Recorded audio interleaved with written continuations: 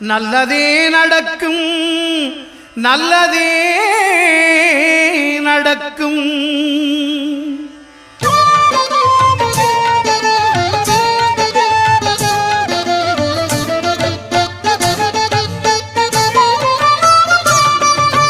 ஒன்பது கோளும் ஒன்றாய் காண அங்கு கற்பகம் என்னும் கடவுளின் மெய்யில் ஒன்பது கோளும் ஒன்றாய் காண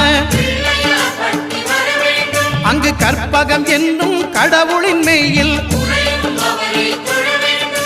சூரியன் முதலாய் 9 கிரகமும் பலவித குணங்களை கொண்டிருக்கும். எங்கள் கற்பக தருவில் அவை வரும்போது ஒன்றாய் சேர்ந்து பலனளிக்கும்.